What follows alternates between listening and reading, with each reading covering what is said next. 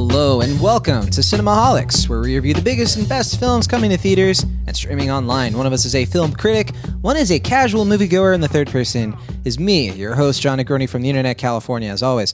On the show today, we have from the Internet, Pennsylvania. He is a pop culture writer for Cinema Blend, and he is our film critic. You can find his reviews on the playlist, Cutprint Film, Hey You Guys, The Young Folks, and everything in between. It's Will Ashton. Hello. And from the Broadband Basement, he's our sound producer and casual moviegoer with the ticket stubs to not prove it. It's Soundmaster Maverick Hines. Hello. It says to prove it in the script, sir. I didn't want you to change it if you saw it. Monster. Yeah. Welcome back, Maverick. We've missed you. Hey, yeah. Sorry I couldn't be on last week. My wife kind of threw me a little weekend of craziness for my birthday, so I wasn't able to see the film. When you were supposed to see mid-90s. Yeah, so I didn't know I wasn't going to be able to see it, so I had some fun celebrating my birthday with my wife and friends, so... I was there too. I missed you all. Well, yeah, it was a fun party. Sorry, we were all there. You're right, John. I forgot. Wife, friends, and John was there too. Yeah, there you go. Well, we thought about FaceTiming you in, but, you know. I don't have your number still, so that was a problem. I do. I just didn't, You just didn't care. You understand. Yeah. This week on the show, we're talking about Bohemian Rhapsody, speaking about dysfunctional groups of people who do work together. Bohemian Rhapsody. This is the week. This is kind of an anticipated kind of movie for the world, biopic about Freddie Mercury. Before we get to that, I should say, of course, in our other reviews we have later, we're finally talking about Suspiria. We're going to talk about The Nutcracker in the Four Realms, The Haunting of Hill House, Wildlife, and Boy Erased. So a lot of reviews coming your way. Before we kick things off with Bohemian Rhapsody, real quick for off topics, we want to thank all of our patrons on Patreon. As always, you helped us decide what we reviewed this week and in what order. If you want to help us, we have a weekly Patreon review poll that we send out every week to our supporters, and they help us decide. Bohemian Rhapsody was picked over The Nutcracker, and it was also picked in favor of doing like a double feature. So thanks as always. And we have a quick question for all of you listeners. An opportunity came our way this past week to do something kind of different. Now, I know a lot of you are listening to this. That means that you like listening to this show. You don't want to just read the words, maybe.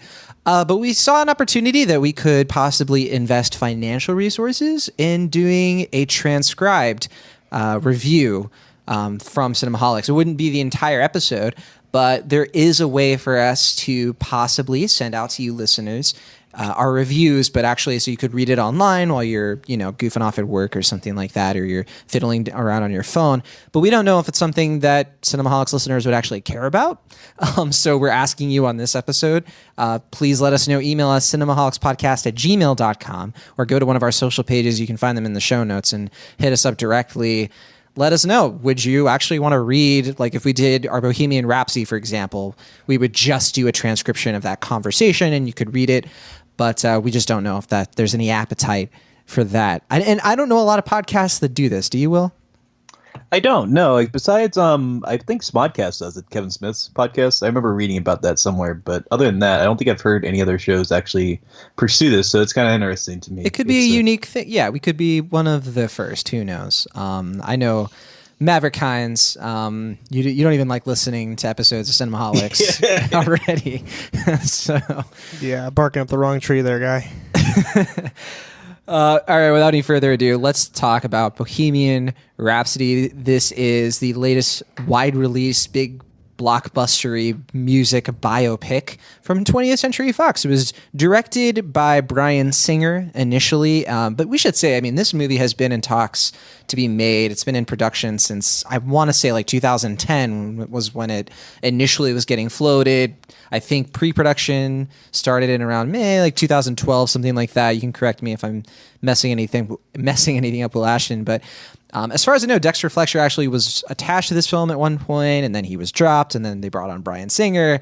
Bryan Singer was fired just a few weeks before they wrapped shooting, and then they brought in Dexter Fletcher and the director of photography to basically finish out. They just didn't have that much left. You can tell by watching this movie that it doesn't feel like there were a ton of reshoots or anything like that. But yeah, this is a very complicated, kind of problem-riddled production overall. Bryan Singer, of course, is a very controversial director.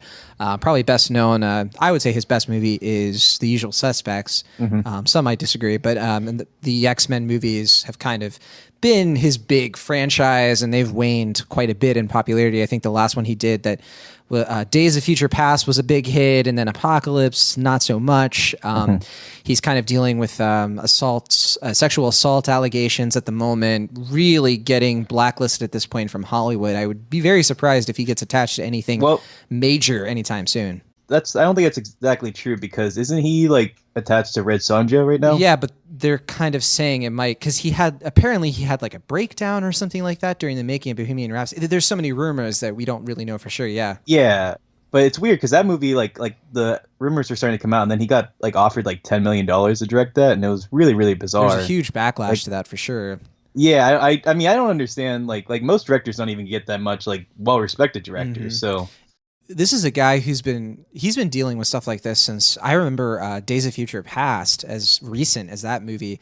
I remember he was dealing with like pedophilia things, and like there were like young boys being invited into these parties that he was arranging and all of this stuff. But for whatever reason, this guy just, I don't know what it is, but Hollywood hasn't fully dropped him for whatever reason. I think he actually even goes back farther to App People.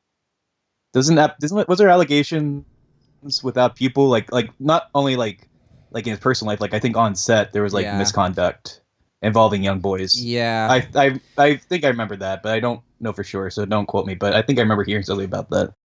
That gets brought up like in the conversations, like whenever a new X-Men movie comes out, people are like, remember this, like we still haven't dealt with this. It's one of those things, and I'm kind of surprised that, I mean, there are a lot of people who are refusing to watch Bohemian Rhapsody for this reason, and I don't blame him. I don't blame him, because I mean, this guy, I don't see any reason to, personally, I wouldn't have saw this movie anyway. I don't feel bad about it because I mean, he did get fired, we should say. And also, there were a lot of other people involved with this movie. It's not just one person, and, you can watch this movie and support Rami Malek, who plays Freddie Mercury. You can support the rest of the cast. You can support the writers, and I mean, everybody who was involved in the making of this thing. But I also, at the same time, don't think that 20th Century Fox should get rewarded for, aiding in this problem of like really problematic directors that, I don't know. You don't need Bryan Singer to make this movie, is what I'm saying. Yeah, I mean, it's interesting because I was reading a report, I believe it was from the Hollywood Reporter, and they're talking about how Bryan Singer got involved and how he got dismissed. And they were, I don't know, the producers were suggesting that like they knew about his problematic behavior, like beyond the allegations that were against him, just like as far as him, like you said, like having breakdowns on set, not showing up certain days, like being generally unreliable as far as directors are concerned. But they said like they were basically going to give him one last shot with this film because he considered it his passion project. And then like all the stuff was going on again. They were just like, we can't deal with this, so they fired him. But I don't know. The producer said, I mean, this is his words. He said that the film would not have been made if it weren't for Bryan Singer. Well, yeah, so, I mean, he shot probably. I mean, the vast majority of this was shot by him. But I mean, like it would not have gotten greenlit, I think is what he was saying, if it weren't for Bryan Singer, which may or may not have been true. That's one person's opinion. I wouldn't take it as gospel. I'm like I said, that's how the story ended. So I guess they give him at least a little bit of credit. But yeah, I really don't think he should have been involved in this from the get-go. And I think Fox paid the price for that enormously. Yeah, they did. Well, that's our big Bryan Singer sized disclaimer. Not that we won't bring it up later, but yeah, getting that out of the way. Obviously, this is a film with a lot of weird skeletons in the closet. We should also mention that Anthony McCartan and Peter Morgan did the screenplay, and as we kind of mentioned, this is a biopic about Freddie Mercury. It's also very much a biopic about the band Queen, which, it's hard to do any story about Queen without giving a lot of attention to Freddie Mercury, the front man. Possibly, most people would say, one of the most iconic musicians of all time. And so, yeah, looking at this movie, I'm actually kind of surprised that so much attention was paid on the other members of Queen, but that does make sense because it was greenlit by Jim Beach, the band's lawyer, And like I said, this movie has been in production for years and years. And one of the big reasons they had issues putting this thing together was because the other bandmates were having a lot of disagreements with the studio, and they were actually heavily involved with the direction of this story. Although I believe initially they wanted to do a Queen biopic that only had Freddie Mercury in it for about a third of the movie, and a lot of the movie, half, I believe. Maybe I've heard it ranged everywhere from like 20 to 35% or something like that. And then it maybe they were negotiating, and then because a lot of it was gonna be about the aftermath of Freddie Mercury's death and what happened to Queen after Freddie Mercury passed away, and then obviously nobody was greenlighting that because they just felt like it couldn't be something like that. Right. Well, I mean, I believe. Sacha Baron Cohen was talking about this on Howard Stern, and this was a couple years ago, and he was saying that because he was attached to the project for quite a while, I believe, like 4 or 6 years. He was he was on it for 2 years, and then he dropped out. Are you sure? I thought it was actually longer than that. It was I think 2 it was years. Closer to 4. Well, because it was because Rami Malek got hired for it in like 2016, and I think Cohen was announced in 2014. If I'm remembering correctly. I thought it was actually closer to 2010 that he was circling the project. But again, like I don't know, this project's had such a long process. But anyway, I just remember he said that the reason he left, or the reason he considered the project not worth pursuing, was because the other members of Queen were just saying, like, we have this amazing idea for a story. We're going to have Freddie Mercury die halfway through. It's like, oh, is this going to be like a Pulp Fiction thing where like the beginnings and like, no. Normal movie. Right. Yeah. Like, oh, just quit. And he's like, nobody cares about what happened to the rest of the band once Freddie Mercury is gone. Like, they just care about Freddie Mercury's story. And so I would say the proof is in the pudding with this film, but we can talk about that later. Yeah, we will. And we should also say one of the reasons, I think Sacha Baron Cohen has also said that he had issues with, that they wanted to make this more PG-13, right? Yeah, sanitized version. Yeah, yeah. He was concerned. He wanted it to be like he was concerned because they weren't looking to pursue his sexuality as much as he wanted the story to pursue that, which I think is also fairly seen here, I guess, by the film's reluctance to really show Freddie's sexuality. Yeah. But we're kind of getting into our thoughts already. So. We are a little bit. Let's cut to the chase here. The cast, as we've mentioned, Rami Malek plays Freddie Mercury. Rami Malek, you might remember from Mr. Robots. He's also been in, I think, a few movies at this point. I'm blanking on like what the last thing he was in was, but best Need known for for Speed Mr. Robot and Night at the Museum 1 through 3. There was also, if you recall, the video game Until Dawn. He has a role in that. But I would argue that this movie kind of has catapulted him to getting recognized quite a bit, depending on how the movie does financially. So this is definitely more recognition for him. But he has won Emmys for his performance on Mr. Robot. That said, so it's a movie about Queen. Will, you and I talked to quite a lot. Why don't we let Maverick Hines go first? You want to? Do you mean it? Am I allowed? Why not? Yeah. So this was a movie that was, let me, fact check me on this, but I think it was 7 hours long. Is that right?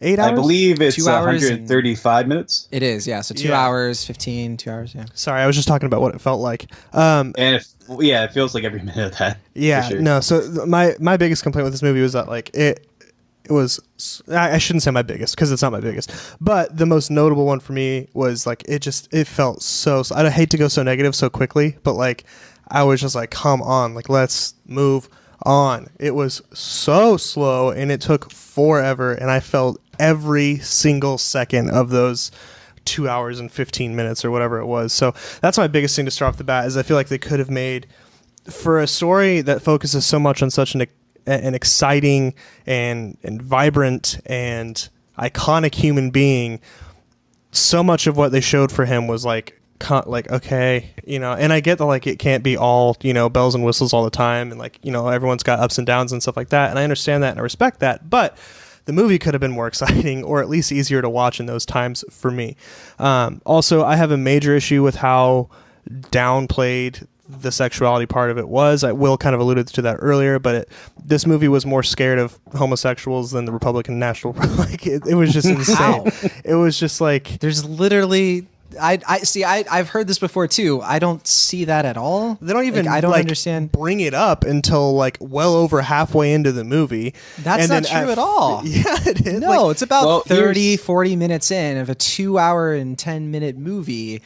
At that point, you have him explicit. I mean, there's explicit homosexuality in this movie. I don't understand why I it's wouldn't being say called. explicit homosexuality at You all. have- He says, I might be bi, and then she's like, no, you're gay, and that's the first time we ever talk about it, and then it doesn't come up again for like another 25 You're talking minutes. about talking about it, but there's clear scenes of him engaging in homosexual activity, Him physical looking at a contact trucker between him in a and his gas station who partners. goes and think like he doesn't Yeah, he even does kiss a that, guy. and he kissed a guy once. And You he, also like, don't tapped the see guy in the him butt. and but you That's about also it. don't see him and his female love interest actually doing anything explicit. It's a PG-13 movie. I'm not. Well, I mean, don't you're the one who understand said why we're explicit. That's faulting what it. I'm saying. I was just saying there's no explicit stuff for homosexuality. He's not like it shies away from it for so long. They talk about it eventually, whatever.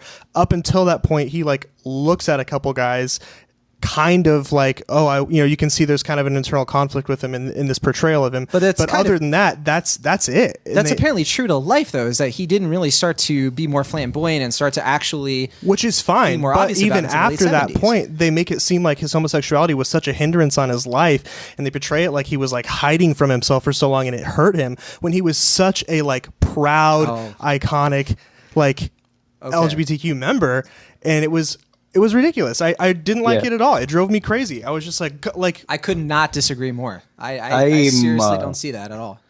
I'm more on Maverick's side of this because I feel like it's really weird because like the movie has a weirdly like heteronormative view No, of it his does sexuality. not. Yes, it does actually because Totally it does. goes because- into. yeah, hang on. Okay.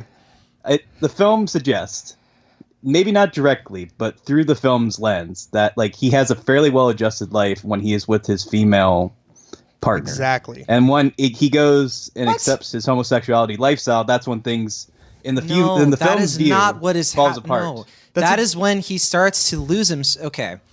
It's hard because we can't talk about this without delving into spoilers, but there is a significant part of the movie where when he's with her, they don't make it so that they're saying him being heteronormative is a bad thing because she means so much to him in a different nuanced kind of way. And what you're talking about, there's nuance between like him feeling accepted by a woman that he doesn't feel like he really belongs with in that way. There's a difference between that and then him being under the influence of Paul, I forget his last name. Yeah, I forget too. I was going to bring it up. Who was taking him down a road that was kind of poisoning him against his bandmates, and it was kind of pushing him away from the people who cared about him.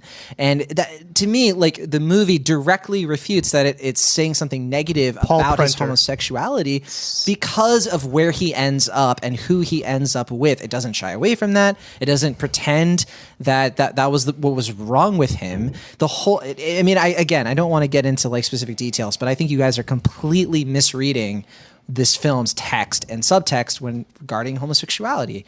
I don't think it's saying anything negative whatsoever about Freddie Mercury's struggle with sexual identity and the difference between his private life and who he was on stage. I think it was accurately portrayed and impeccably portrayed by Rami Malek. And I just don't think, of all of the film's problems, I don't think that's one of them. I don't have any issue with Rami's performance of Freddie Mercury. I think that was actually one of the highlights of the film for me. I think he did pretty decently with it. But I'm not talking about his performance of Freddie Mercury in that. I'm saying what the movie is doing to him in that thing. And I think Will said it well. Like when he's, and I understand that Paul Prenter, I just said his name and I already forgot it. That whole side of it was, like that was more about that person than him being a homosexual.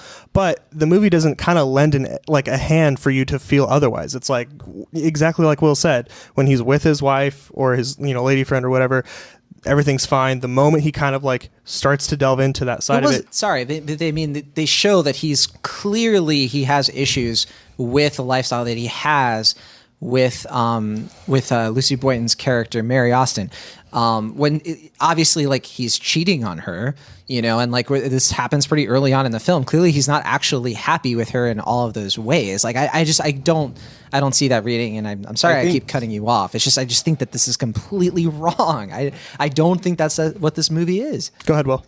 Yeah, I was gonna say, I think the problem isn't so much what the film is trying to do; it's what the film refuses to do. You see, because like the film really wants to be like an all audience, like for the people who like go to sports stadiums and hear "We Will Rock You," and they don't want to really hear.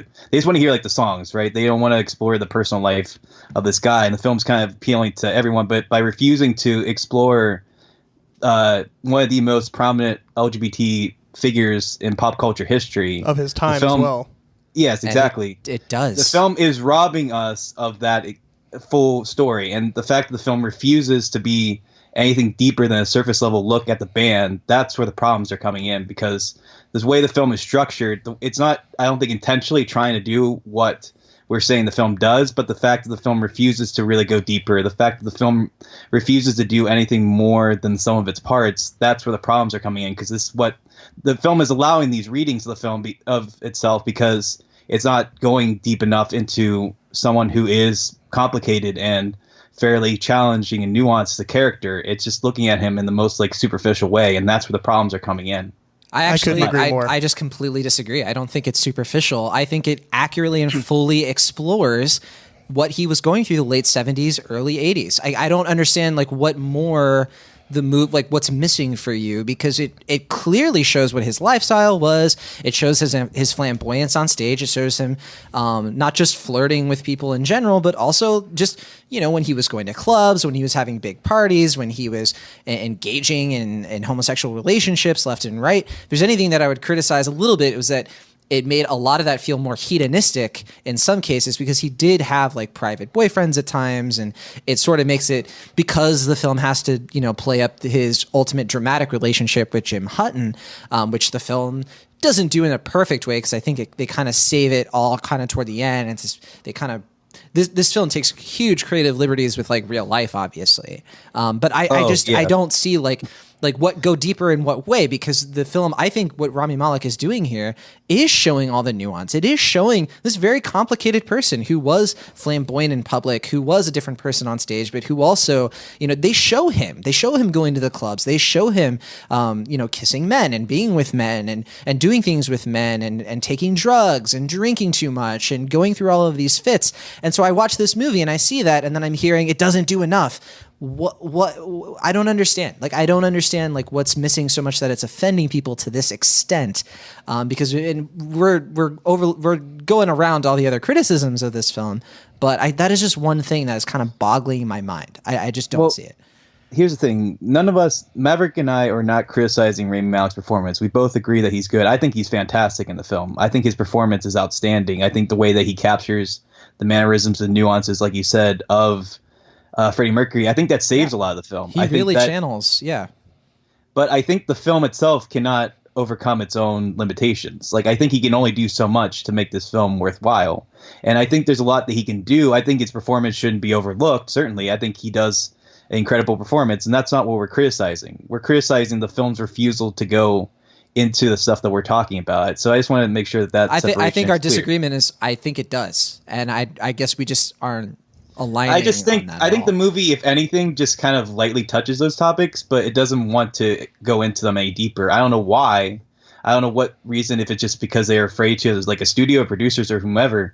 But I think the movie is being robbed, like I said, of it, because it's not willing to go, like, I mean, yeah, it suggests these things. Yeah, sure, it does very briefly. It does more than suggest. I think like it depicts it. It shows it. It takes you through it. I don't understand. It does. Really, I mean, it just it feels like comfort food. Like, it just doesn't feel like we're getting I really don't think I knew more about Freddie Mercury than I did coming in. Except the only thing I really learned, I think, about Freddie Mercury from this film was that he had like an extra tooth or something in the back of his thing, so that's how he could like project louder. I mean, I already that's like that. The only thing, honestly, I think that I learned about Freddie Mercury from watching this film. So if this film is meant to be like the inside story about how Queen came to be and whatnot, then it fails. Like, in my opinion, it fails because I don't really feel like I got to learn anything about Queen the band. I feel like I got like basically their most popular songs kind of ushered into like a Mamma Mia-esque musical, and I know you're going to take offense to that, but I think, and I'm exaggerating a little bit because the movie does try a little bit more than I think Mamma Mia to be somewhat deep and complex, but at the same time, I think the film is really just scratching the surface of what it could be, and I think that's more the producers, the remaining members of Queen, who have basically compromised the film from being what it could have been, which I think is ultimately the biggest tragedy of this film. There are two things that I learned from this film, and we haven't really done our typical like you go sort of thing, because it's spicy in here, bro. It's a Hot little takes. spicy. It's spicy. I should say before I get into the two things I learned about this band, Queen means a lot to me. It's one of my favorite bands. I mean, I grew like I can look at like all the chapters of my life, and a Queen song is instrumental, no pun intended, in all of them. My favorite song ever is Bohemian Rhapsody, and to an extent, like I'm one of those Queen fans who doesn't pretend that like every Queen album was amazing. I think a lot of Queen songs weren't very good. But I am like a lot of their really great hits are very deeply personal to me, and I will fight, all day about the things that I hold true about Freddie Mercury's career. And I feel like I did know a lot about this story going into the movie. That said, one thing that never really crystallized for me, I always got that Freddie Mercury was a very introverted person who I always got the sense that like when all of that stuff he was doing on stage was a bit of an act. And what this movie I think smartly illuminates is that he was trying to show the side of himself that he couldn't really do off of the stage. And I think the movie actually almost brilliantly depicts that and sends that message of like who this guy was, and that's what made him tick. And then another thing that I never really got the sense before was that him and his bandmates were more responsible collectively for the work of Queen than I initially had always assumed. I'd always assumed that Freddie Mercury was really the show here, and a lot of people do. And you can say that like this movie is compromised by the bandmates because they were so heavily involved, but it is true that Brian May is an amazing guitarist. There's a reason that all of the members of Queen are in the Rock and Roll Hall of Fame. And what made Queen such a unique band was that every single one of these bandmates actually contribute. Like they wrote songs individually. They were a big reason why this band works, and a big theme of this movie, outside of Freddie Mercury's private life, which I appreciated this movie did delve into, not super deep, but enough to fit into a 2-hour movie, is the fact that these guys, they needed each other. It wasn't this sort of thing where like Freddie Mercury could just go off and do his own thing. In fact, it's factually inaccurate that he went off to go solo at first. I think Roger Taylor did a solo album before Freddie Mercury did. They all did their own albums before Freddie Mercury. So the film is fundamentally dishonest in that regard. It takes creative liberties and it rises up the stakes. You can tell that the bandmates are trying to more than creative liberties. But yeah, go ahead. I don't think in a lot of cases where it takes creative liberties, I think it's doing it for dramatic effect in a way that doesn't actually, I don't think is harmful to the spirit of the band. The only thing that I think is a little annoying is the fact that, okay, the whole CBS Records thing and Freddie going solo, but a lot of it did feel like Freddie Mercury was pushing them out. You might hear some interviews where Brian May talks about that. It's not as if Freddie Mercury is blameless. So I think at least the movie is sort of taking the side of like all of these guys needed to take a break from each other, and their reunion at Live 8 is what counts. And I think that is important. And I think that's where the movie kind of really works, is like depicting that story. So those are the things that I kind of learned. And then I also learned that Freddie Mercury was a guy who just wanted to be loved. And it's not that I didn't know that already, but it was something that I had He made a song called Somebody to Love. No, but what I'm trying to say is like, it really echoed into like with the bandmates being so close to him. I don't think that's something that I'd always assumed it was because it was only connected to the fact that like he didn't have somebody like romantically, but it was more than that. It was also his friends and family and being more isolated. And as far as I know, I mean, that is pretty true to life. He did kind of feel alone for a significant chunk of his life and didn't really like let his bandmates in until a certain point. So that's my spiel. And I liked Bohemian Rhapsody. I think it was pretty good. Well, I mean, I'm glad you liked the film. I mean, you seem to be in the minority, and I'm not saying that among us. I mean, just in general, there are a lot of people who are critical of the film, and I'm glad you at least got something out of it. But for me, I think, and I mean, I have to assume Maverick is a big fan of Queen as well. But I mean, I think we're all fans of Queen. Like, I don't know anyone who isn't a fan of Queen. But to me, I think the fact that the film is, in my opinion, so dishonest about the band is an injustice. I think the fact the film isn't willing to really do anything beyond just kind of play the hits. And I really don't think, as far as the other members of Queen, I don't really think I got to know them that well after this film. Like, they tried to make their image look better, certainly. I think to the point where they made their leader, Freddie Mercury, look worse in comparison. And I think that is infuriating. But I think just the fact that the movie isn't like, it just wants to be like a pop rock studio film, which is fine. If that's all they wanted to be, however, then why didn't they just make a Live Aid film? Like, why didn't they just make a film about them going on Live Aid? They could play all the favorite hits and stuff, and then that would cover the job. Like, I don't get why they did a biopic and really just kind of touch on this stuff very briefly or very lightly. Like, the movie is so long, like Maverick said, and yet I just don't feel like it that has that much in it. Like, I feel like it touches on a lot of stuff. It dwells into it very briefly, but I think the scheme of the film is very light. I think the film doesn't have a lot of like a lot of text to it. And I think if the movie really wants to be a biopic on Freddie Mercury, then it has to like be deeper. It has to be smarter than this. And I think they just wanted to make like a conventional, happy, like basically like the type of movie that Walk Hard makes fun of. And okay, fine, if that's the case, they just want to be like an entertaining crowd pleaser, then yeah, I think the best way would have been just to make a movie about Live Aid. Because otherwise, then they're just letting everyone down. Or at least they're letting me down. Yeah, I mean, Will and I are pretty in line for the most part. I think for a movie that was this long, we missed out on so much. I don't think I would have complained as much about the length of the movie or felt it if I felt like what I was seeing on screen or what we were, kind of going through on the movie felt like it meant much, or if they were, like Will said, just tackling things in a more honest and deeper way. I will say that the one thing I really want to commend this movie on is I do think that final, that kind of climax where we see the Live Aid performance is pretty fantastic. Like, I mean, it's great, because it's just what the movie is, right? It's just the hits. It's them playing the thing. It's the music. It's great. And it's really, really fun. And I don't think a lot of people, I've seen videos of the Live Aid performance before. It's considered one of the best performances by a band ever. Like, it's like what people want to be, and it shows how great Freddie Mercury was at controlling a crowd and like just who he was. So I love that part of it. I think that's like that's the highlight of the movie for me by far. Rami Malek is fantastic in his performance of Freddie Mercury there. Obviously, they have to skim it down, right? I don't think they're going to show the full 20-minute session there. But if they would have done that and cut a few minutes off otherwise, I would have rather watched like that be 20 minutes of just that ending. But that was a really cool part of the movie, and I just wanted to throw some positivity out there for a second and kind of balance this out. But I thought that was great. I could throw out some negativity. I mean, my biggest issues with this movie, what holds it back from being like, I think with the Rami Malek performance and the fact that you have a story here, you have an icon who you have the most unconventional person. You kind of do need a movie that's a little bit riskier, that's a little bit more like closer to something like Love and Mercy, which was a really good look at Brian Wilson in kind of in a way that didn't rely too much on gimmicks for musical biopics. And I did feel it. Like, I felt like watching this movie, I was like, why does it have to go all of these familiar beats? Ultimately, I think it does work because I don't think it's trying to be anything more than a crowd pleaser with some interesting downbeats about Freddie Mercury, and that's fine. But it did trip me up because there were some scenes that they really gloss over periods of like Queen's time that I was like, I really wanted to see. I wanted to see more of the struggle in between the Smile days and then Killer Queen.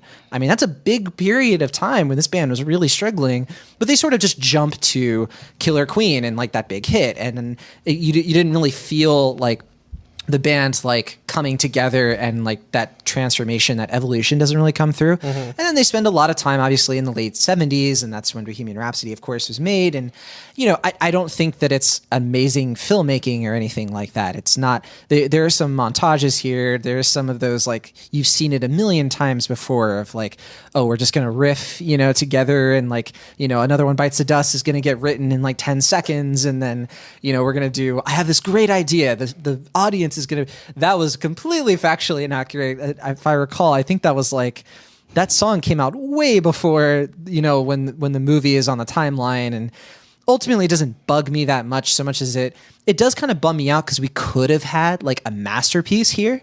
Like, we really, like with Freddie Mercury and this Rami Malek performance, you could have had like one of the best biopics of all time.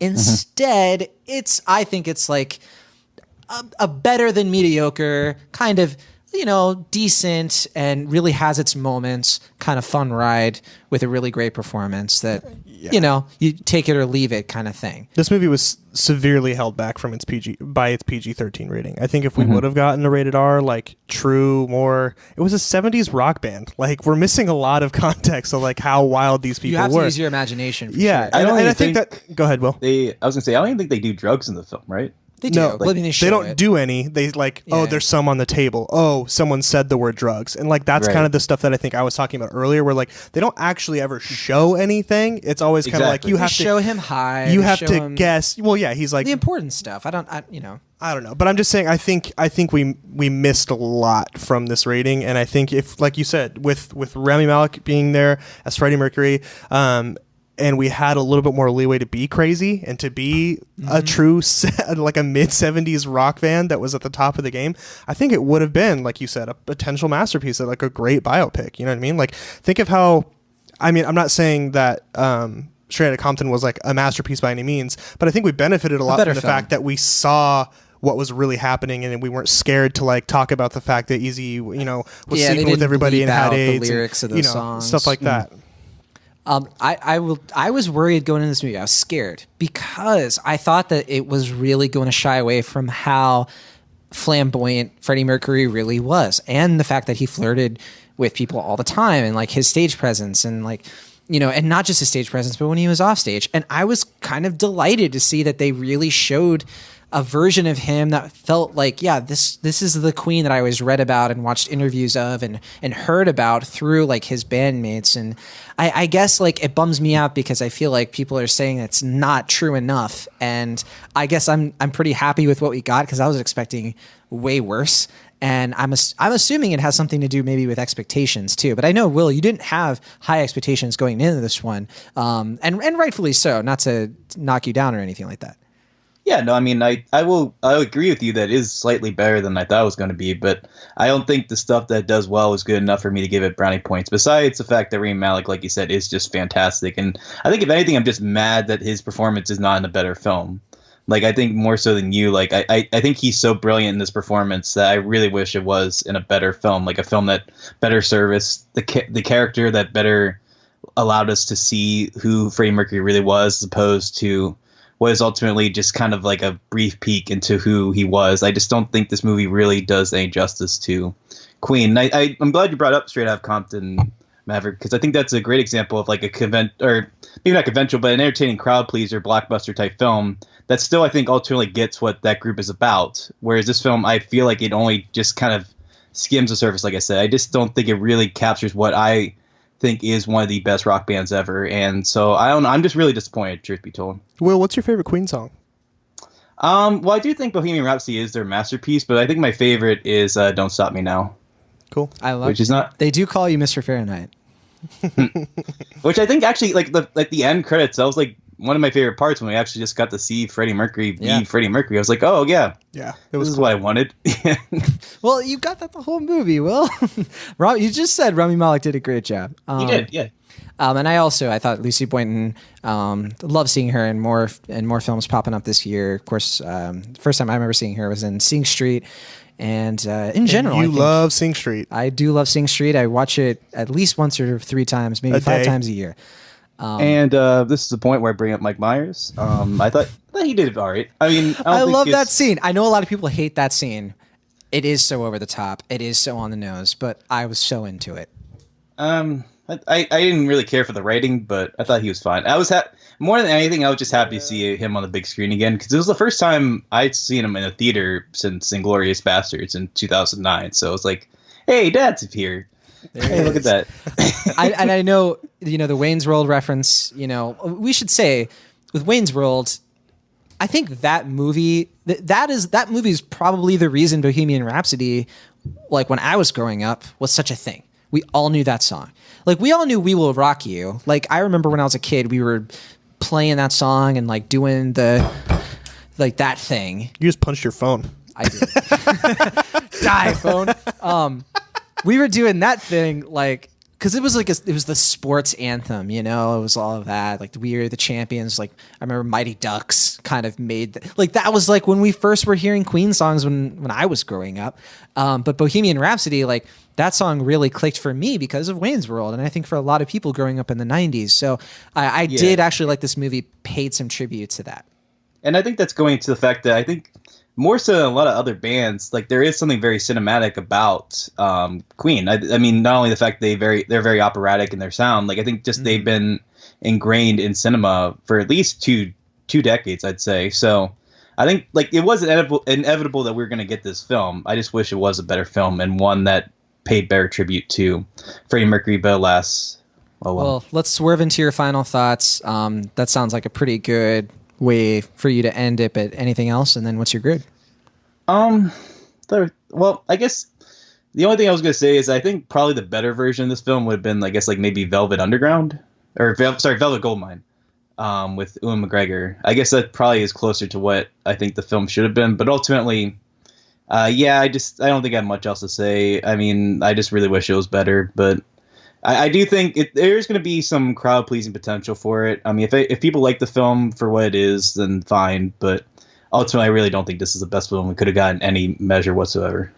No, we can definitely agree on that. What was your grade? Oh, sorry. I'll give it a C minus just because I think Rami Malek is good enough that I think his performance makes a lot of the weaker moments of the film better. So yeah, I'll give it a C minus. Yeah, and I think what you said is right. I think it's got some crowd pleasing elements. I mean, in Rotten Tomatoes, it's like 53% for the critic score, but 90 something percent for the. It's 59% on Rotten Tomatoes. Yeah, for critic score, but like the audience review score is like 90 something. Right. Which yeah, audiences love it. And I think critics are more mixed. Which And I Will, you and I have been very much probably the most in agreement we've ever been. Ring the bell for something. Yeah. We gonna make out? Yeah, I mean, I'm down. Well, it'll be more graphic than the movie was. Got him. Okay. Anyway, my big issue obviously is the portrayal of Freddie's private life and the stuff that we talked about there. And I know that John adamantly disagrees, and it's okay to be wrong once, John. It's just like, all right, this is your time to take the L, and it's fine. All right, Anyway, I do think this movie is gonna have some pretty generic crowd pleasing stuff, like Will said. I think people are gonna like it. It's a 2.5 hour greatest hits track, so there's a lot to like there. Listening to one of the best band's songs and seeing at least some insight for people who might not know as much about the band as we seem to all three know going into the movie, right? So if you don't know much about it, it could be a fun entrance, and then obviously when you do some more research afterwards, if you want to, you'll find maybe some of the flaws and some more details. There's some great documentaries out there about Queen. Yeah, absolutely. It's hard not to with a guy like Freddie Mercury, obviously, but yeah. So I think it's got something for everybody. I can't stress enough how much I loved that final Live Aid performance. We watched the actual performance right before this. Yeah, and I'd watched it before the movie too because I was so stoked. So nice. There's that. So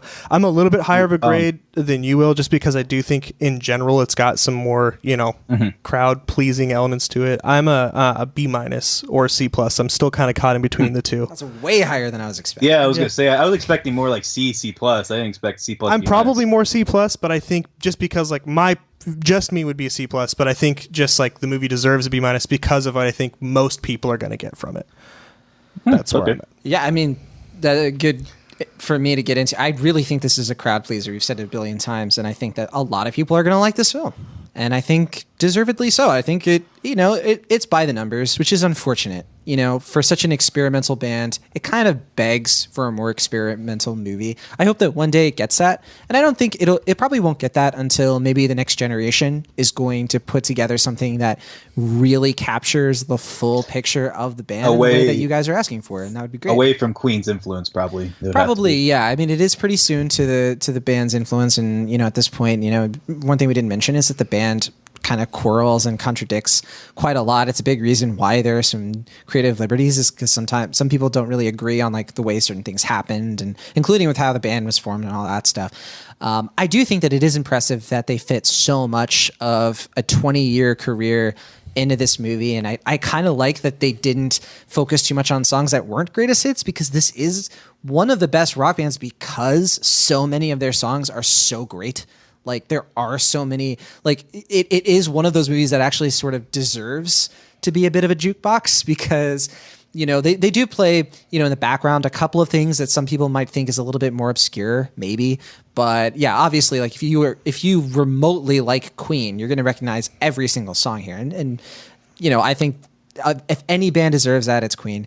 And I think we're all in agreement with Rami Malek. And I just think that this is it's a good movie. It bums me out too that it isn't as not a little bit better, but amazing, because it could have been. And but yeah, we definitely don't agree on like some really specific things, which hopefully we'll resolve in a future conversation at some point, because maybe more watchings of this film will resolve some of those tensions and some of those disagreements. But yeah, where I'm at, I actually was genuinely surprised with a lot of the things that they did that I wasn't expecting the movie to do well, and including giving proper credit to the bandmates. Obviously, they had an influence on that, but I do think it's deserved, and I do think that it is a movie that is really about Queen. A lot of it obviously is about Freddie Mercury, and they make a point about that. Part of the movie is about the fact that Freddie Mercury cast such a huge shadow, but it also dives into the fact that he needed them as much as they needed him. And that, I think, based on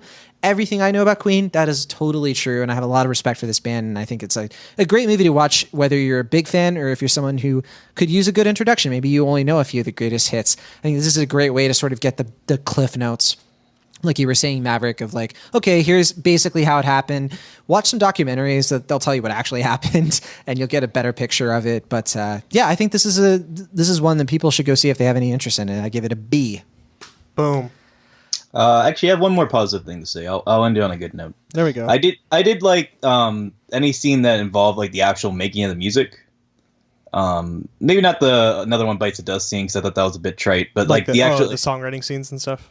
Well, no, like how they would show like putting the quarters on the drum and like the making of Bohemian Rhapsody with the Galileos. I think that stuff was interesting. Fun, and I'm glad that they paid tribute to like Roger's falsetto, because that is totally true. And sure, like I think the stuff anytime they're actually like making the songs that we love, I think that stuff is generally fine. Like I think so, like the stuff with Bohemian Rhapsody is probably the best part, obviously, because that's the title of the movie. But I would say that stuff was like at least that was entertaining. I'll give it that.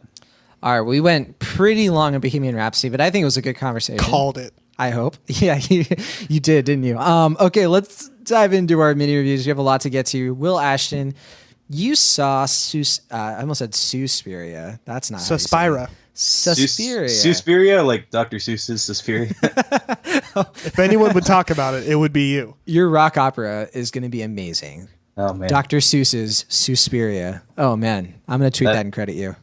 Oh, he's not going to credit you. All right, I don't care. All right, so what is this movie? Who directed it, and why should we care about it? Yeah, so this is a remake of a very famous horror film a very iconic horror film from the 70s, made by Dario Argentino, the same name. It's one of the like most prominent like Italian horror films of all time. It's one of the last films to be shot on Technicolor cameras. It's one of my favorite horror films of all time, so I had pretty high expectations. But the remake is made by, I'm going to probably say his name wrong, but Luca Guadagnino? Guadagnino, yeah. Hey, I actually got pretty close. Yeah, he's probably best... thanks, Maverick. He is the director probably best known for Call Me By Your Name last year, as well as I Am Love and A Bigger Splash. A very prominent Italian filmmaker who has been trying to get this movie made, I believe, for about 20 years. And it's a passion project for him, and it's a film that he has been very inspired to make with Tilda Swinton. And I obviously had very high expectations going in. It got a lot of, I guess, fairly divisive responses, which actually kind of got me a little more excited because unlike the original Suspiria, which is basically, I don't know how much I can give away. Well, I guess I kind of have to say a little more than I should to explain the remake, but essentially it's about an American who goes to Rome in order to be a part of this prestigious dance academy, and she kind of learns that there's some like witchcraft involved, and it's just kind of from her perspective learning about this, and the film dives more into that from the lens of the Cold War and just kind of this fascism that has ruined the country. And the film, in comparison to the original, it's much longer, it's much more in depth, it's much gorier, it's a lot. It's a lot. It's a big film with a lot going on, and there's the pressure in there to make the film maybe a bit too much. But I really think it's a credit to the director here that he has made, I think, a film that is basically on par, maybe even better than the original, which is high praise for me because I love original Suspiria so much. But I really think, and I want to see it again because I think you kind of need to see it at least 2 or 3 times to really absorb it all. But there is so much going on here that he is taking from the original film and making it so much grander and bolder and bleaker and more relevant and more feminist too, that I think it's such an accomplishment even for him. I mean, as much as I liked Call Me by Your Name, I do think this film is probably his masterpiece if he has one so far. I really think I feel bad because I don't want to say too much because I think this movie just needs to be experienced, but there's so much I like about it, like the cinematography, the production design. Tilda Swinton gives 3 performances in the film, and one in particular is I mean the makeup on it alone deserves an Oscar, but I think her performance, the way she captures the character's nuances and perspective, and really just the way that she carries this character, it's brilliant. And I think that's also can be said for Dakota Fanning, who takes on Jessica Harper's role from the original, and she does a lot with it that I think proves that she is going to have a long career away from the 50 Shades of Grey films. Mm-hmm. As it stands, I want you guys to see the film because I think we're going to have a pretty elaborate conversation about it later, right? We're going to do like a last call. I'm seeing it right after we record. Tonight? Oh, really? Yeah. Oh, cool. Wow. It's a long film, just so you know, it's close to 3 hours, so it's an experience. But I really hope everyone checks it out. It's one of my favorite movies of the year, and Tom York also gives a score that I've been haunted by ever since. Really, this film has been ingrained in me in the same way that I think Mother was last year, where it's perverse and dark and weird and grotesque, and really just a beautiful little idea of a film that I think is going to stay with me for a long time. I do think it is going to be, like the original Suspiria, kind of a new cult classic in the making, and I really am excited for more people to check it out, and I hope they like it as much as I did. So I gave it an A-, and it's verging on A, but yeah, I'm really excited to talk about it. It's one of my favorites of the year. Yeah, sounds like it might be top 5. It's right the 2 or 3 right now, so wow. Yeah, I'm really, yeah. Awesome. Yeah, I'm looking forward to seeing it as well and talking about it more with you. And it's kind of crazy to see Luca Guadagnino doing 2 in a row that have gotten this much attention. So that's pretty impressive. It's on a roll. Yeah. All right, let's talk about a not so great film called The Nutcracker and the Four Realms. I really don't want to spend too much time on this. This is Disney's, how do we describe this? Okay. So The Nutcracker. The Nutcracker is one of the most iconic operas of all time, based on the short story by A.T.A. Hoffman. But most people know Nutcracker very much by, the music. I mean, it's pretty tremendous. Now, Disney, for some reason, they were looking at the Pirates of the Caribbean money, and then they were looking at the Lone Ranger, John Carter, not money.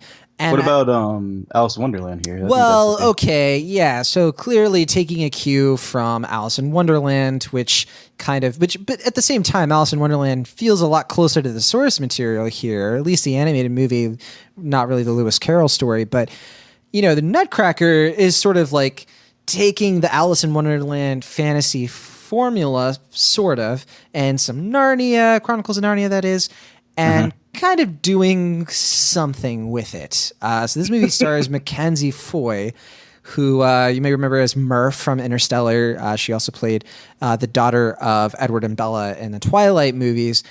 And she plays the main character here. Matthew McFadden plays her father, kind of has a small role. Morgan Freeman is in this movie for about the same amount of time as Jeff Goldblum is in Jurassic World Fallen Kingdom, as sort of this godfather inventor character. And Helen Mirren plays the would-be villain, at least of prosthetic makeup. And of course, Keira Knightley is this sugar plum, baby-voiced character. And, I just have such a hard time putting this... She has cotton candy for hair. Yeah, a little bing bong, if you know what I mean. So, bing bong?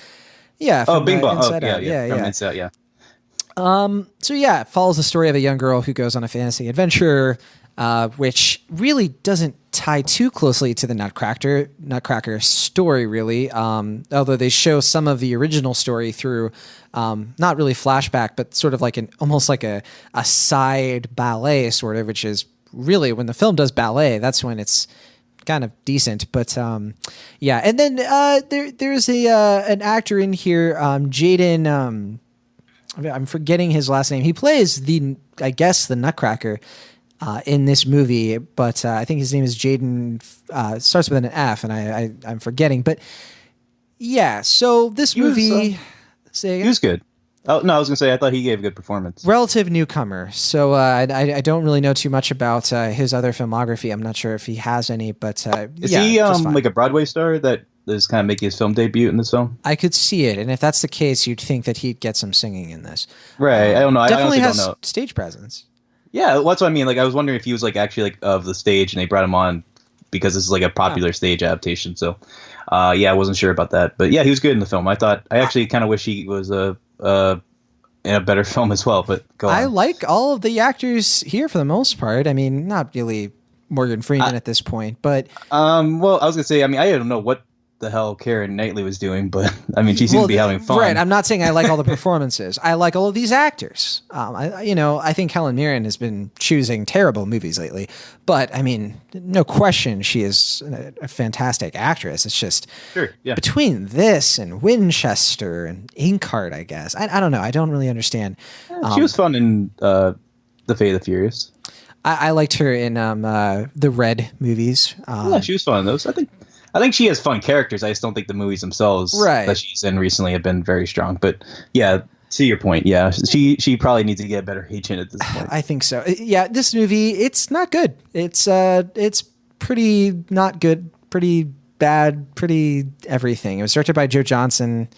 Weirdly enough. Wasn't it directed by Lasse Hallström and Joe Johnson? Joe Johnson did the reshoots. Yes. But I don't know, because this is the thing. Like, I don't get why Dexter Fletcher wasn't credited for Bohemian Rhapsody, or like Phil Lord and Chris Miller weren't credited for Solo, but like they're both credited. Like, I don't get the DGA rules for that. Yeah, the DGA rules are super weird and don't make any sense. And we should say, I mean, Joe Johnson has a very interesting filmography. I mean, we've talked about him in the past. I think, between October Sky and like the first Captain America, and then you have like Jumanji and Jurassic Park 3. Yeah, he's all over the place. I mean, I think he's a talented director, but I don't want to give him too much credit. I think he was more involved with like a part of production, and Lasse was like involved with the editing and like part of the filming.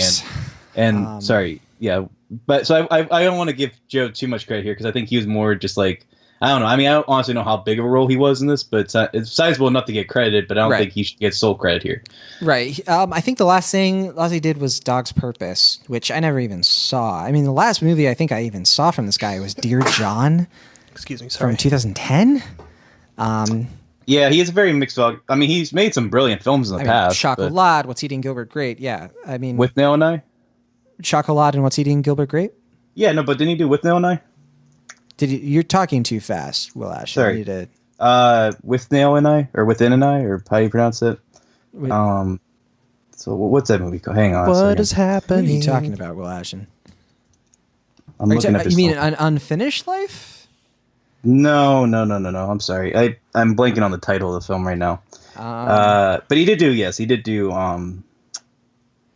He did Casanova. He did Safe Haven. Oh, that movie was terrible. The Hypnotist. Something to Talk About. That's, I think, something with Cider House. Oh, Cider House Rules, yeah. Oh, yeah. Wait, that's Bruce Robertson. I was thinking of different filmmaker. My apologies. Okay, I was gonna say, like, I don't know what. Yeah. I was thinking of With Nail and I. Have you heard that film before? It's pretty famous. No, I've never seen it. Oh, never mind. He also, and we should say, Lasse Hallström directed a lot of ABBA music videos. That's probably where I first heard of him. Yeah, I mean, he directed like a ton of them. He did like Super Trooper and The Winner Takes It All. A lot of like the biggest ones. Did not know that. That's when he first hit my radar. That's kind of how he got his start. Was in the 70s and 80s, and then he started directing films. He directed ABBA the movie. So definitely, he's definitely one of Sweden's hardest workers. That said, he directed this film, and then Joe Johnson did the reshoots, and then you can see Lasse Hallström's like influence on some of like enabling the cinematographer and the production design to really go all out, because this movie is pretty gorgeous. Linus Sandgren, holy cow, is of gets. He was the cinematographer for First Man, and you really see that like he put everything he could into making this movie visually interesting. It's just not a good story. What do you think, Will?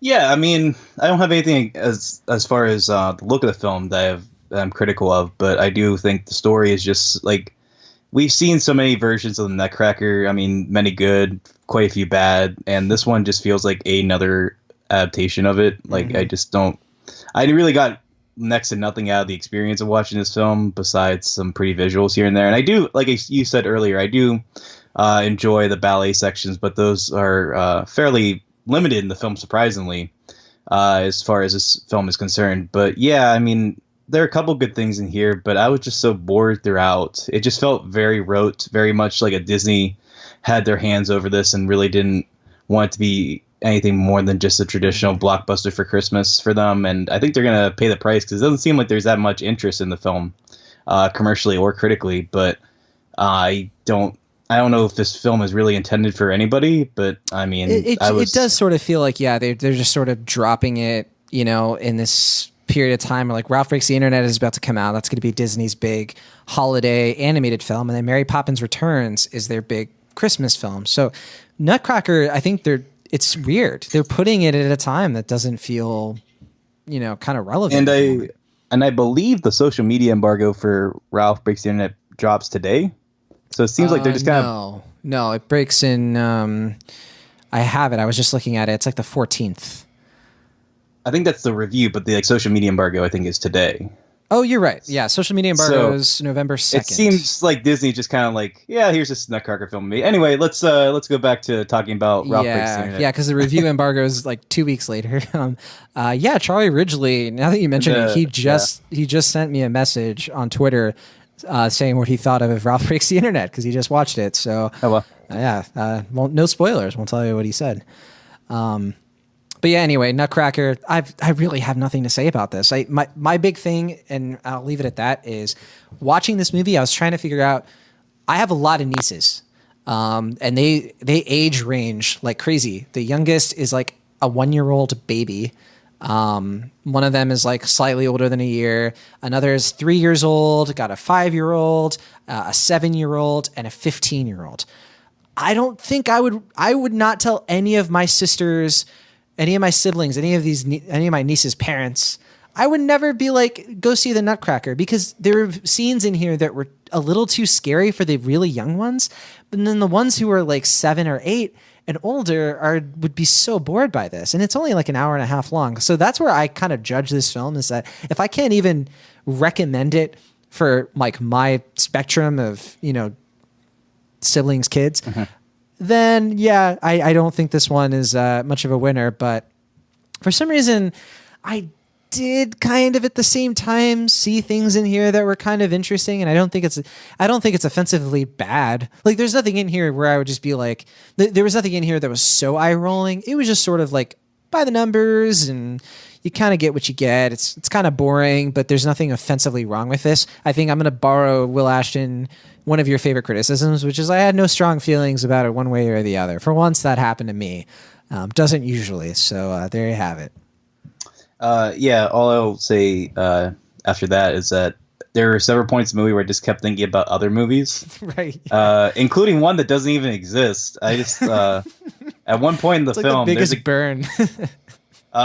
There's a guy in the film that kind of looks like Bob Hoskins, and I was like, there was like a time where like a guy like Bob Hoskins was like leading films. I missed that. Like, we don't have anyone who's like Bob Hoskins besides like Danny DeVito. And then somehow that trailed into me thinking of like a movie like The Trip with Bob Hoskins and Danny DeVito. And I was amused by that for about 10 minutes. And then I was like, oh yeah, I'm watching The Nutcracker in the Four Realms. And then I got sad again. So yeah, I would give it a C-. I would say don't waste your time. I'm between a C- and a C. I'm trying to remember why I'm more of a C, and I think it's because I do think there's some production design here that's interesting, like the way that they get their gifts, and you know, I thought that there was some interesting stuff here with like clowns fighting each other, and like it is graciously short. At least, I guess for me, the storytelling is so weak. I mean, the whole thing, like the only kids that would get anything out of this is like you'd have to be like a very young kid whose mom has died. And because that really is what the film hangs its narrative hat on, and not in a way that feels universal at all. So like that really speaks to like why I just don't feel like I could be like, you should see this. I don't know. I would recommend it to anyone who has never ever in their life seen a Disney movie and don't know how they play out. Otherwise, yeah, I'd say skip it. If you've seen at least one other Disney film, skip it. All right. So that's The Nutcracker and the Four Realms, soon to be forgotten by many. Okay, Maverick Hines. Did you bring up how there's only 2 realms in the film? Oh, yeah, that was my big tweet. There's only 2 notable locations in The Nutcracker and the Four Realms. Okay, Haunting of Hill House, Maverick Hines. What's up? So this is a new Netflix show, kind of a mini series, very spooky. I've heard nothing but good things. I've heard that I need to see it. I've heard people call it masterpiece and amazing and all of this stuff. Bring us down to earth. What is it? Haunting of Hill House. You have the info in front of you. I put my computer away, so you should probably. I actually don't. No. I just expected you to. Well, it's directed by Mike Flanagan, who did Gerald's Game and Ouija, Origins of Evil, and Hush. Yep. Yeah, what he said. And it's an adaptation of a pretty famous book, right? Sure. I think isn't there also like another movie or show or something with this, or is it just the book? Well, it's you guys want to do the review? The author of didn't the author of this write The Lottery? Probably. The famous story of The Lottery. Yeah. I love that. Was like one of the first short stories that I ever read. I'm blanking on his name. I apologize, but I know that's his like claim to fame besides this story. Okay. So yeah, there's that. Are you going to talk about the movie Maverick, or are you just? It's not the show. Yeah, it's not a movie. This is 10 hours of pure awesomeness. This is the first great horror series I've seen. I want to watch it again now. I finished it 2 weeks ago. Yeah, and I've kind of intentionally taken some time to think about it, stuff like that. So I want to watch it again. It's a super entertaining show. I love what this show does. You know, we follow the lives of 5 siblings in their adult lives as they're dealing with kind of the mysterious overhang from their time spent at this supposedly haunted hill house, and kind of.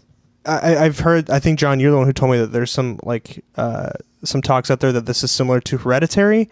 I didn't get that while watching it. When you brought it up, I was kind of not really following along with that. But yeah, like shut up, John. Well, that's just how I talk to you. That's not different. Just want to paint a picture. But anyway, so I don't really kind of fall in line with that. But I guess I can kind of see where people would draw that line. But anyway, that was a totally pointless anecdote.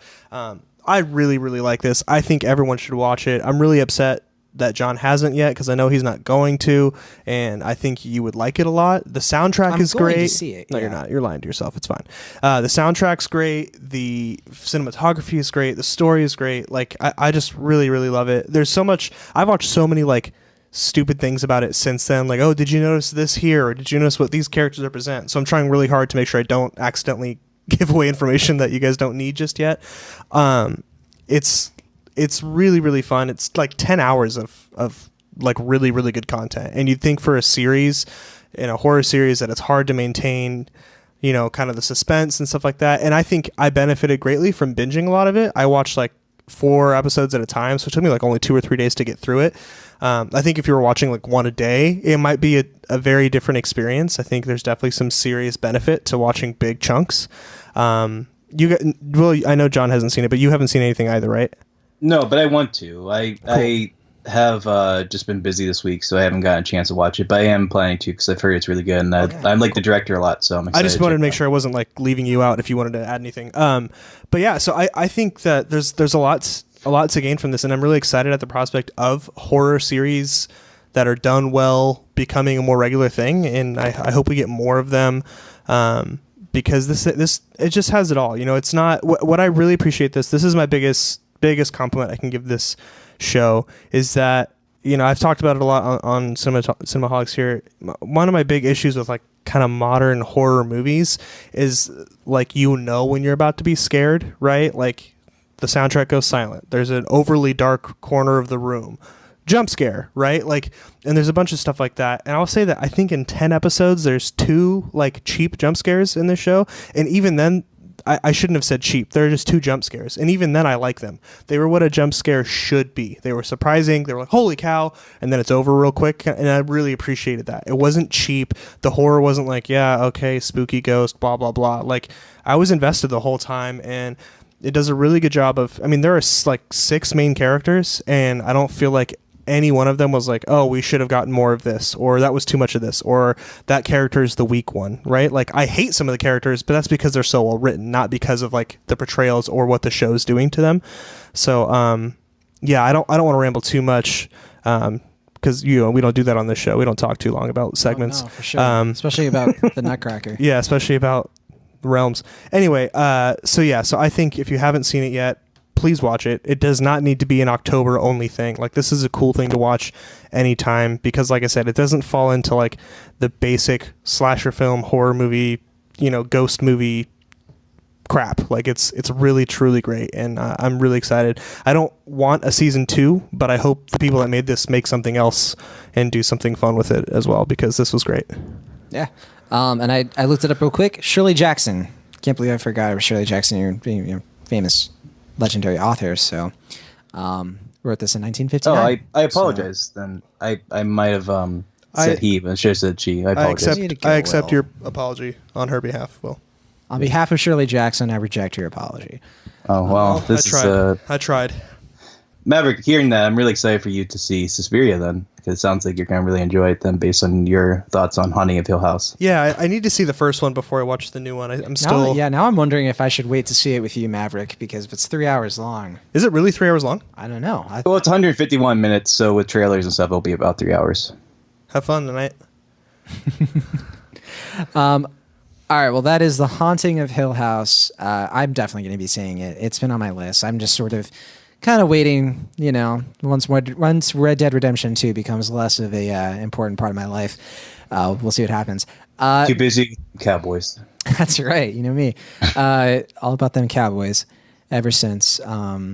Yeah. Anyway, wildlife. I was going to try to tie it into the next movie I'm talking about because it takes place in Montana, but there's no cowboys in the movie Wildlife. So. There's more to Montana than cowboys, Jonathan. You're right.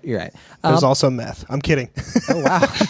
I've actually been to Montana. I would apologize on behalf of all of our listeners. Right. Yeah. I love Montana. One of my favorite states. I spent about a month and a half there for work once, and I got to go to all the different cities and counties, and not absolutely everywhere, but yeah, it's was some of the most beautiful scenery you're gonna find on earth. My dad and uncle lived in Montana when I was younger, so I was there all the time, and until I was 17, I was like, I'm gonna move to Montana. I got accepted to Montana State University. I was gonna move there and do all. I could see it, considering how much you love fishing. But then Christianity ruined my. Sorry, I'm being so loose on this show tonight. Sorry. You were gonna say I was gonna say I have no personal relation with Montana, but I have good to because assume you're not talking about this movie. It's fine. Neither does John. It's a pretty kick-ass state. It's cool, but Montana aside, it's really just a backdrop for this movie, Wildlife. Is it just like a character? Huh? Is it like a character? It's more of the villain, honestly. That makes sense. Yeah, this movie is not. I don't know why that was so funny. Will was up to defend Montana. He's like, no, not Montana. Not the villain. I thought you were going to make an Anchorman reference and said no, I was not. No, we're eventually going to let you get to this review. That said, this movie is based on the Richard Ford novel that was actually published the year I was born, 1990. I've actually never read the novel. I was aware of it, and I've actually it's weird because I've studied this novel and I've never actually read it. It's a very fascinating look at a 1960s family. I think it's actually set in the year 1960, kind of like with Bad Times at the El Royale. It's kind of like one of those decade split kind of years where clearly it sort of looks like the 50s, but you're getting into that decade. And the movie takes place in Great Falls, Montana, which again, I've been to, and very, very interesting to see it on the big screen. I don't know if I've ever seen a movie with Great Falls in it. And I really don't want to dive too much into what this movie is about. Real quick, I'll introduce the main cast. Not a huge cast here. The 4 key players are Carey Mulligan. She plays the mother, Jean Brinson. Jake Gyllenhaal plays the father, Jerry. And Ed Oxenbould is really our main character, our protagonist, Joe. We also have Bill Camp in here, has a pretty sizable I love role Bill in this. Camp. Yeah. I was surprised to see him. I didn't know he was in this movie. One notable thing about Wildlife is that it was directed by Paul Dano. Now, Paul Dano, we were talking about Love and Mercy earlier in this episode. He plays Brian Wilson, the young Brian Wilson in that.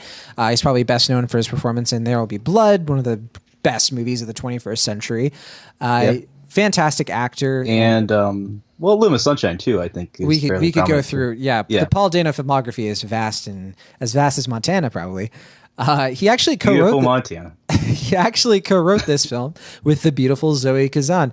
Zoe Kazan is a fantastic screenwriter. I think she has a lot to do with why this movie in particular, for a first-time director, and that's Paul Dano, this is his first film.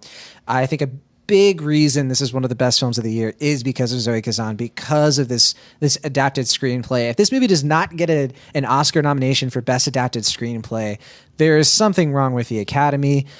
This is a fantastic film. It kind of floored me, took my breath away. It is a very simple movie. It walks you through a very tumultuous time in this young family. These Jake Gyllenhaal and Carey Mulligan, Jerry and Jean, they get married right out of high school. They have a kid. Jerry is kind of this guy who really is just sort of, trying to chase success. And Jean, and again, I'm trying not to explain too much because it is one of those movies I went into it not really knowing too much about what happens, except for some of the main beats from the novel. I'm not even kidding. What movie is this? Huh? What movie are we talking about? Wildlife? Okay. I just forgot what movie we were talking about for a second. I've only said it 4 times. It's funny too because it's called like Wildlife, but you'd think it'd be called like Wildfire because wildfires are kind of a subplot in this. That said, this movie, a lot of it is Ed Oxenbould, who I've actually met before. I interviewed him a few years ago. You might remember him from The Visit. He was the young kid in that. He was also the main the kid actor in Alexander and the Terrible, Horrible, No Good, Very Bad Day. I think he was also in that Christmas horror movie, Better Watch Out. I've always considered him like, a pretty decent child actor. In those movies, he's a little bit younger. In this movie, he's a little older. He plays a 15-year-old son who's really caught in the middle of his parents. And this kid, I shouldn't say kid, this guy, Ed Oxenbould. Young adult. He is somebody to watch. This performance, for him to pull off a performance here that is 90% reactionary, he doesn't have a lot of dialogue. A lot of this movie is him reacting to some insanely nuanced and also troubling performances from Carey Mulligan and Jake Gyllenhaal, who are 2 incredible actors. Carey Mulligan in particular, but I mean, also I think Jake Gyllenhaal is one of our, it's not understated that he's a terrific actor. I think a lot of people just sort of forget that he's one of the best actors working right now. I know the Academy has forgotten a few times. But that said, Ed Oxenbould, not just holding his own, but being the linchpin of this film. It is something to watch, this film.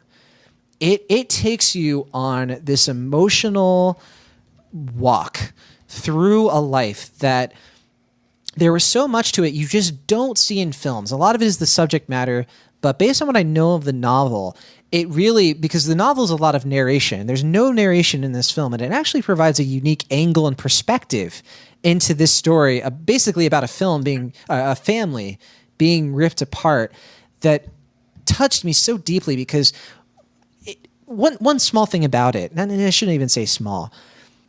Have you ever been in a situation where your parent overshares with you? I think that's something that a lot of us can relate with that moment when you realize not just that your parents are flawed, but that your parents are trying to you're their only friend at one point. They're human. And they have to put their struggle on you. And it's such a tricky thing because I've seen it maybe once or twice in films before. It's not something that's not done super often, but when it does, it's usually over the top and it's usually very dramatic. Rarely is it just right, where it's so authentic that it hurts and it kind of cripples your gut and it makes you feel something for this young 15-year-old kid that is so unfamiliar but also familiar at the same time. This movie it's hard to say because I don't want to go into too many spoilery directions because it is something you kind of just have to experience, but also the filmmaking here is top notch. I just think that like what this film does with like shadow, with a character being in the dark, figuratively and literally, but then when the camera turns to show like a huge sunset, it's so powerful and it's so remarkable to see this from a first-time director, because usually a first-time director is going to be a little bit more either a bit of a showboat or maybe a bit more of a workhorse, where they're really just trying to like play it safe because it's their first movie, or they're trying to really prove themselves. Here, Paul Dano just made a movie that feels like it was his fifth and best. And that to me is remarkable. This is one of the best feature debuts I think I've ever seen, because he really just shows that he needs to keep making movies, basically.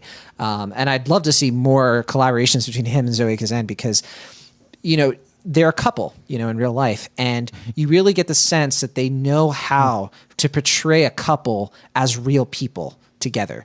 Because this is one of those movies where you don't have spouses who like one's good, one's bad. You don't have one where it's like he's the deadbeat and she's just trying to hang it in there. You just see people.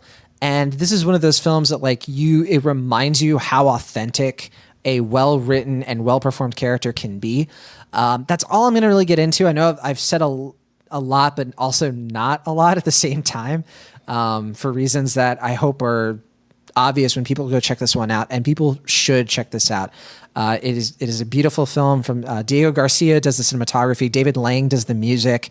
It's, you know, I don't say this lightly, but it's pitch perfect. I wouldn't change a thing. This movie is really terrific. I've been leaning between an A- and an A, and I don't know where I'm at 100% yet, but it's easily one of my favorites of the year. Could be in my top 5. And I really hope, Maverick, you and you, Will Ashton, I hope you guys check this one out, because I think you would really enjoy it. Cool. Yeah, I'm really excited to see this one. Okay, that's Wildlife. Will, close us out. Boy Erased. And you know what? Like, let's be real. Make it quick, all right? You know, I got stuff to do. Okay. No, I'm just kidding, buddy. Did you write down that last film, Maverick, so you remember it? No, I still have no idea what movie that was called. All right. Yeah, so Boy Erased is from another actor. But this it's was not his on debut. my whatever season we're in movie preview, right? Fall, yes. Yeah. Yeah, so this is the... I wanted to see this, right? Yeah. Yeah, this is the sophomore film from director Joel Edgerton. He previously made The Gift in 2015, and this film is based on a memoir. I forget who the author is off the top of my head. Gerard Conley. Yeah, and it's based on his real-life story. Yeah. What was it? Yeah, it came out like a couple of years ago, right? I believe so, yeah. It's fairly recent. And it's based on his teenage experience in gay conversion therapy camp. And it doesn't shy away, similar to The Miseducation of Cameron Post, it doesn't shy away from the horrors that came within and exploring them from a very human yet delicate light. And I think as a film, it's strong. I certainly think it's another showcase for how Joel Edgerton is a very promising director. Mm-hmm. However, I don't know if I love the film. I don't think I had the same issue as I had with Miseducation, Cameron Post, where I felt like Chloe, or what's her? Who was the main actress in that? Chloe Grace Moretz. Yeah, where I felt like her performance was weaker than the supporting cast. But at the same time, I remember thinking like there are a lot of characters in here where the supporting characters are a little more compelling than I think the lead. But as it stands, I think Lucas Hedges is very strong here. I think Joel Edgerton is very strong, as is Nicole Kidman as his mom. Mm-hmm. I think the film is certainly good about showing some very honest and real depictions of what goes on here. However, I don't think the movie is ever quite as good as it wants to be, or if it could be, I guess, because the film...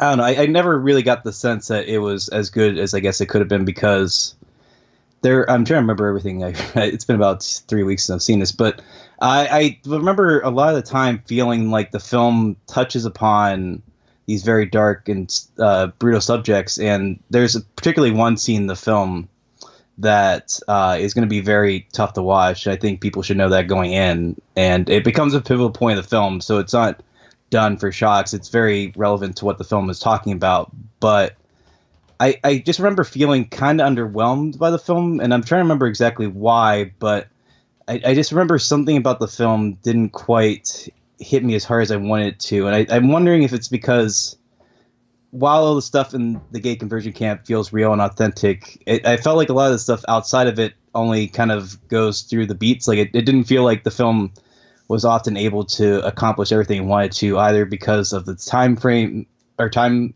length, or just because of the restrictions with the rating. But ultimately, I like the film. I think I gave it a B overall, but as it stands, I do think there is probably a really, really good film about gay conversion camp and about the horrors and terrors with them. But I don't know if I quite got it from either Miseducation, Cameron Post, or Boy Race. Movies.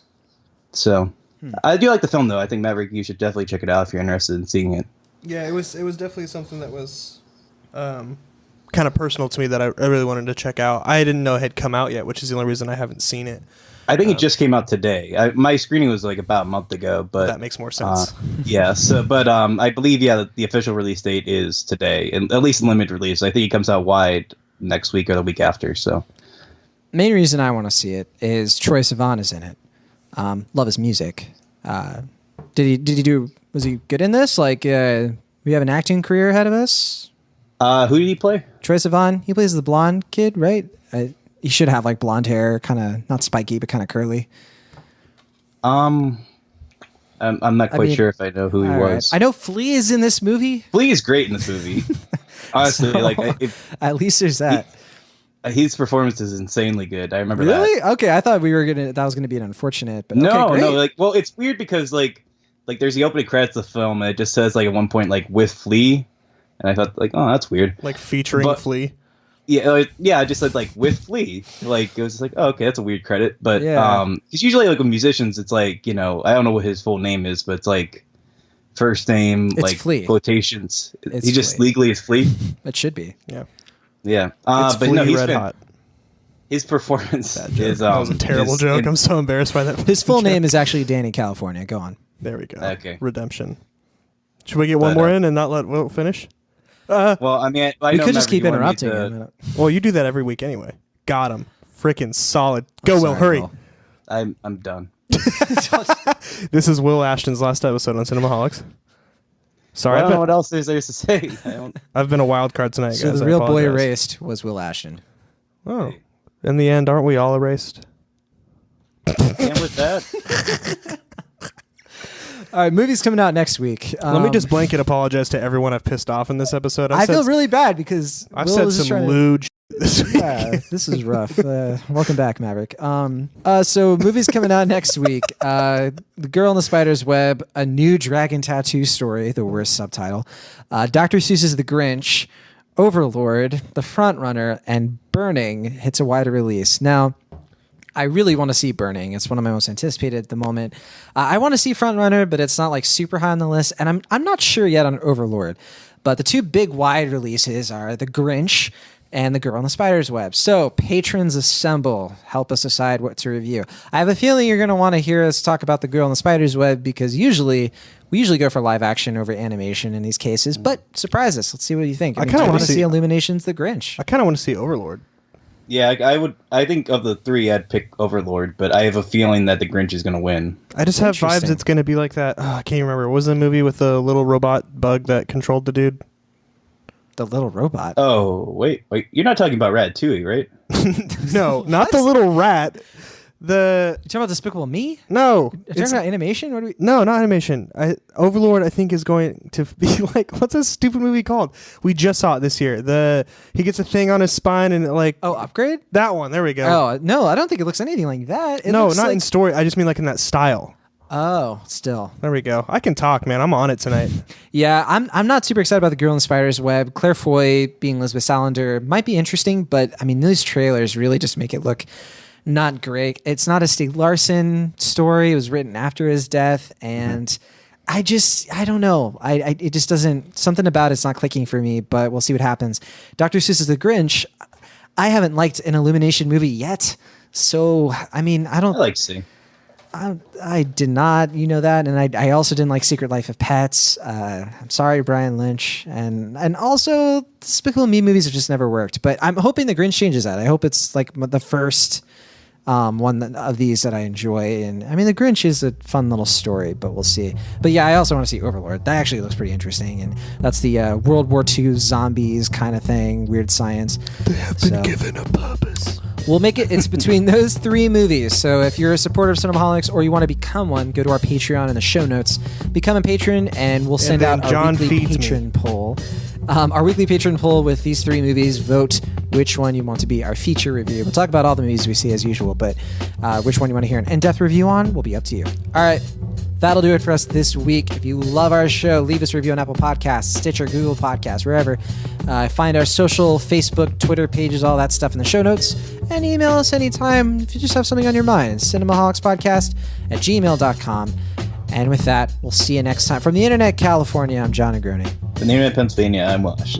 From the Dungeon of Sadness, I am Maverick Hines. See you next time.